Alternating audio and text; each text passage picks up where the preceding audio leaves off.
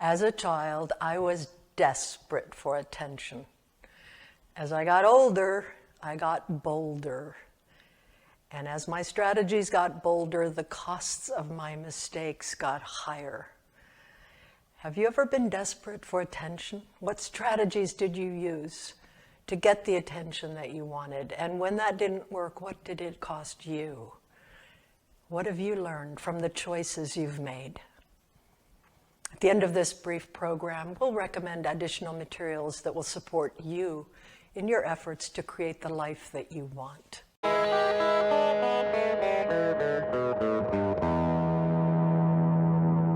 Hi, this is Marlena Fiol from Becoming Who We Truly Are, a YouTube show that deepens our understanding of who we are, but also who we can become.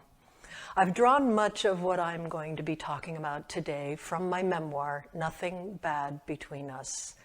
If my life experiences help you on your journey toward greater wholeness, we've posted a link to the memoir in the show notes below. And if you find value in this short video clip, please make sure to give it a thumbs up. It makes a big difference. I thought I was all grown up when I was 12 years old. The leprosy station on a Low German Mennonite community in Paraguay that my dad founded the year I was born didn't have schools. So my parents sent me to live and go to school in the ancient capital city of Asunción. The languages spoken in Asunción were Spanish and Guarani. I only spoke the German and Low German that we spoke on the leprosy station and a little bit of English. So I was a complete, total misfit in the big city of Asunción and very lonely. I lived in a Mennonite hostel on my own and basically without any supervision during the school week. And then I made the 50-mile trip back home to the leprosy station most weekends. How old were you when you were left on your own to make life decisions? I tried really hard to win the approval of my parents. I did what I thought would make them proud of me. My number one strategy was to make perfect grades in school. But the grades didn't really seem to get me that much. I'm thinking maybe they were just expected. When I was home on weekends, I didn't want to go back to the city. I desperately wanted to be home and have my parents' attention. But they were busy treating leprosy patients, doing very important work, and they insisted that I go back to the big city each week for school. Those trips back to the city were often difficult.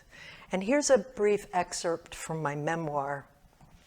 Basically, my father has just dropped me off to a bus that's going to take me back to the city. In Ka'akupe, we caught up with a city bus ready to leave and packed solid. Sweaty bodies were crammed in on top of one another. Limbs hung out of the open windows and doors. "Sei goat, be good," he said, as he pushed me in against the bulging human mass. I caught my bag on a wooden crate carrying 3 chickens. A dirty, naked baby in his mother's arms tugged at my shirt sleeve. An unkempt old man rubbed himself up against my buttocks. I wanted to step out of his way, but there was nowhere to go. I wanted to tell him to stop, but I didn't know enough Spanish. Besides, I was afraid to.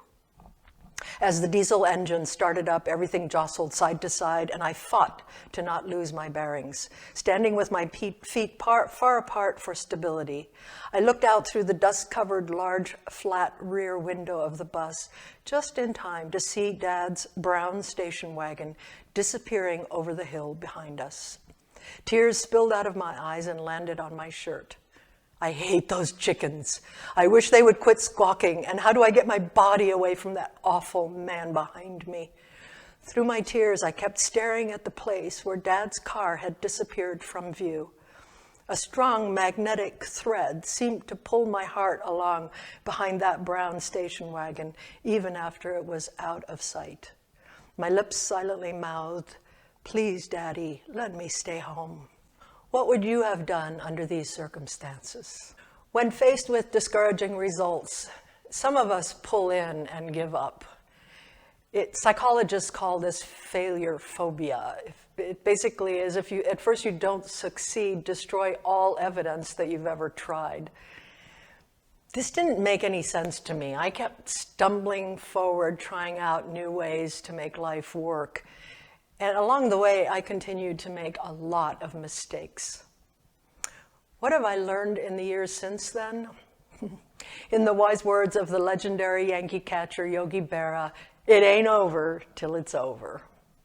I know that we can definitely change our lives by continuing to look for answers in new places, even though at first we may mess up a lot.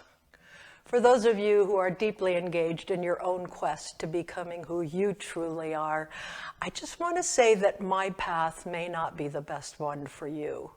I've talked today about ways that I've tried to move toward increasing levels of peace, but naturally only you can decide what path best fits your needs.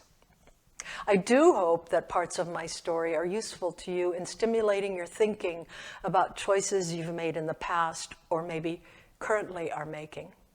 I want to continue to learn about possibilities for my own life. So I look forward to hearing from you about things that have worked out really well and things that have not worked so well and what you've learned from them. If you found value in this program, please do give it a thumbs up or hit the subscribe button on your screen. It makes a difference. Also, please post any comments or questions you might have for me. I will respond promptly each day. For example, what parts of my story can you relate to? And just so you know, I'll be posting a new episode of this YouTube show each Tuesday at 6 a.m. Eastern Time. For further information on the impact of our childhood experiences on us as adults, we recommend the following resources. First, a YouTube video from the School of Life on how a messed up childhood affects you in adulthood. Also, a TED Talk by Nadine Burke-Harris on how childhood trauma affects health across a lifetime. And for a deeper look into my life journey and some of the challenging lessons I've learned along the way, we recommend both my recently published memoir, Nothing Bad Between Us, as well as our new historical novel, Called. The web addresses of each of these are in the show notes. And remember, we are together on this journey.